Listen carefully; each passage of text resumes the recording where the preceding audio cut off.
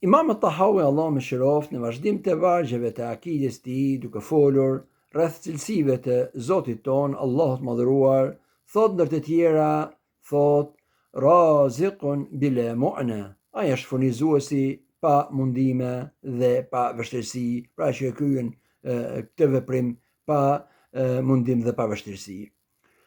Në këtë varg prej vargjeve të akides së tij, Imam Tahawi, Allah më shiroft, ka përfshirë dy cilësi prej cilësive të Zotit ton. E para prej tyre furnizimi, ajo që i ka dhënë atij cilësinë e madhe të zotërimit, sepse Allahu madhëruar kur deshi të adhurohej, bëri që nevojat e krijesave të jenë në dorën e tij dhe kështu të kenë varësi ndaj Zotit të tyre. Dhe furnizimi pa cilin krijesat nuk mund të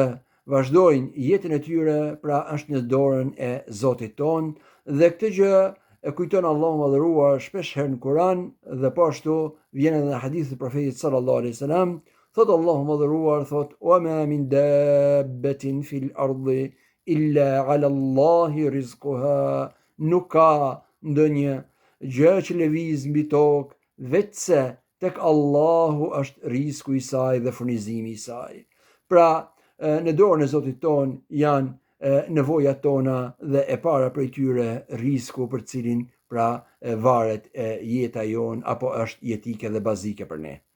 Kjo është e para. E dyta, Allahu madhëruar këtë veprim e kryen pa mundime, pa sforcim dhe pa vështirësi. Dhe kjo është një dallim tjetër prej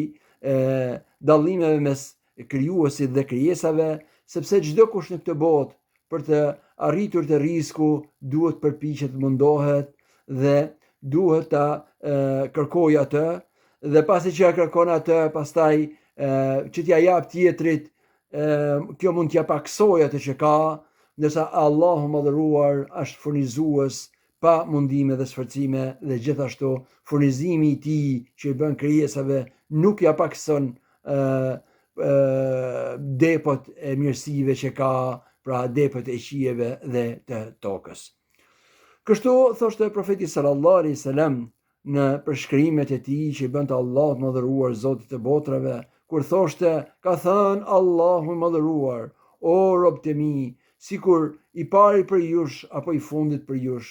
gjindt për jush apo njerëzit, të mblidhen se në një vend të vetëm dhe t'i kërkojnë Allahut madhëruar secili nevojën e tij, nuk do i paksonte kjo gjë tek Allahu, atë që ka Allahu madhëruar, vetëse sa pakson një gjilpër e hedhur në det, pra sa kap ajo prej ujit të detit.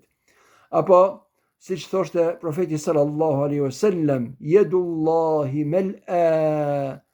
la yaghidhuha nafaqa. Dora e Zotit ton është mbushur, atë nuk e pakson ajo që jep dhe furnizon me to krijesat e tij.